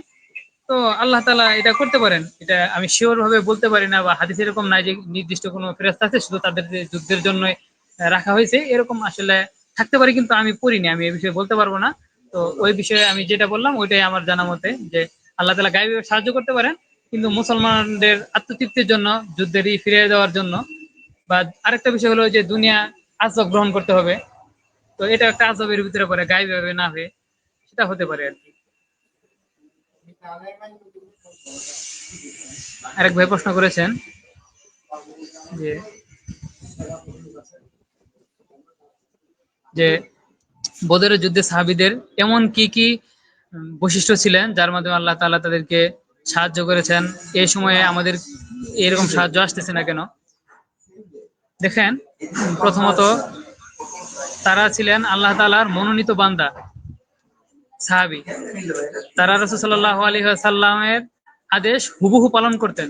রাসূল সাল্লাল্লাহু আলাইহি ওয়াসাল্লাম যদি বলতেন যে এখন দিন, তারা সেটাই বলতো, যদি বলতো রাত তাহলে রাত। তো আমাদের মূল যে দুর্বলতা সেটা হলো আমরা কোরআন হাদিস থেকে দূরে চলে গেছি। রাসূল সাল্লাল্লাহু আলাইহি ওয়াসাল্লামের সিরাতের ভিতরে ইসলামের পরিপূর্ণ সবকিছু আছে, কোরআনে সবকিছু আছে। যখন আমরা পুরাটা ফলো করতে পারবো, তখন ইনশাআল্লাহ আমরা আল্লাহ তাআলার কাছে ওইভাবে সাহায্য পাবো। আমরা তো দেখা যায় সুন্নত ঠিকমতো পালন করি না, মিথ্যা বলি, সামান্য একটা বিষয়ে আমরা ঘাবড়ে যাই। আমাদের দেখা যায় একটা খাবার সামনে আসলে আমরা নিজেদেরকে সম্বল করতে পারি না, 2টা টাকা আসলে সেটা আমরা আল্লাহর উপর তাওয়াক্কুল করতে পারি না। সবচেয়ে বড় বিষয় হলো ইখলাস, আল্লাহর তাআলার উপর তাওয়াক্কুল, এবং কোরআন হাদিস অনুযায়ী যখন আমরা পরিপূর্ণ থাকতে পারবো, তখন অর্থাৎ সাহাবীদের বৈশিষ্ট্য যখন আমরা গ্রহণ করতে পারবো, তখন ইনশাআল্লাহ আমাদের ওই সাহায্য আসবে ইনশাআল্লাহ। জাযাকাল্লাহু খাইরান ভাই। ভাই, উপস্থাপক হিসেবে আমার পক্ষ থেকে একটা প্রশ্ন ছিল। ভাই, জি, বিষয়টা অবশ্যই হচ্ছে যে ইনশাআল্লাহ। আমাদের বর্তমান প্রজন্মের কাছে যুদ্ধ বলতেই দেখা যায় যে ২য় বিশ্বযুদ্ধ, ১ম বিশ্বযুদ্ধ, এই রেফারেন্স গুলো আমরা পেয়ে থাকি। কিন্তু আমাদের বদরের যুদ্ধ, আ আমাদের উহুদের যুদ্ধ, খাইবরের যুদ্ধ, খন্দক, এই যে যুদ্ধগুলো কিংবা এই যে বদরের যুদ্ধের যে শিক্ষা, এটা বর্তমান প্রজন্মের মাঝে আমরা কিভাবে ছড়িয়ে দিতে পারি? ইনশাআল্লাহ। মাশাআল্লাহ। তো এই যে আজকে অনুষ্ঠান হচ্ছে, এভাবে দাওয়াতি কার্যক্রম চলছে, এভাবে তো আমরা আজকে যেমন আলোচনা করলাম, এরকম আলোচনা আমাদের ছড়িয়ে দিতে হবে। পাশাপাশি ইসলামিক যে ইতিহাসগুলো আছে এগুলো আমাদের দেখতে হবে, ইতিহাস জানতে হবে। আমাদের সবচেয়ে বড় দুর্বলতা হলো যে আমাদের ইতিহাস জানি না, আমাদের শত্রুকে, বন্ধুকে আমরা ইতিহাস জানি না। ইতিহাস যখন জানবো, তখন আমাদের করণীয় বিষয়গুলো, আমাদের অতীতের ভুলগুলো, আমাদের সাহসিকতার গল্পগুলো যখন আমরা বলবো, আমাদের ভিতরে সাহস, উদ্দীপনা এগুলো আস্তে আস্তে আসতে থাকবে। তো এজন্য আমাদের বর্তমান সবচেয়ে গুরুত্বপূর্ণ কাজ হলো এইভাবে দাওয়াতের কাজ করা। এমনকি যেমন আজকে যে আলোচনাগুলো করলাম, এগুলো তো আমি 2 একদিন আগে থেকে বিভিন্ন কিতাবাদি ইসলামের বিভিন্ন শায়েখদের আলোচনা রেফারেন্স গুলো নিয়ে নিয়ে মোটামুটি সংক্ষিপ্ত 17টা পয়েন্ট যুক্ত করেছি। এগুলো সাধারণভাবে সব জায়গায় পাওয়া যাবে না। এই জন্য এরকম ইসলামিক আলোচনা অনুষ্ঠান করলে, বিভিন্ন আলেমদেরকে নিয়ে আসলে, বা আমরা দাওয়াতি কার্যক্রম করলে, এভাবে আসলে আমাদের নতুন প্রজন্মের ভিতরে এগুলো আলোচনা ইনশাল্লাহ আসবে। ইনশাল্লাহ আমরা এইভাবে জানতে পারবো আর কি। জাযাকাল্লাহু খাইরান ভাই। ভাইয়ের এই উত্তর প্রদানের মাধ্যমে আমাদের আজকের আলোচনাটি এখানে শেষ হলো। ইনশাআল্লাহ রাজশাহী ইউনিভার্সিটি দাওয়া কমিউনিটির পক্ষ থেকে সামনে ইনশাআল্লাহ এরকম আরো গুরুত্বপূর্ণ বিষয়ে লাইভ সেশনের আয়োজন করা হবে। আপনারা সকলেই আমাদের সাথেই থাকবেন ইনশাআল্লাহ, এবং আমাদের সকলের জন্য এবং রাজশাহী ইউনিভার্সিটি দাওয়া কমিউনিটির জন্য সকলেই দোয়া করবেন। এই আশা ব্যক্ত করেই আজকের আলোচনা এবং লাইভ সেশন এখানেই শেষ করছি ইনশাআল্লাহ। সুবহানাকা আল্লাহুম্মা ওয়া বিহামদিকা আশহাদু আল্লা ইলাহা ইল্লা আনতা আস্তাগফিরুকা ওয়া আতুবু ইলাইক। আসসালামু আলাইকুম ওয়া রাহমাতুল্লাহি ওয়া বারাকাতুহু। ওয়ালাইকুম আসসালাম ওয়া রাহমাতুল্লাহি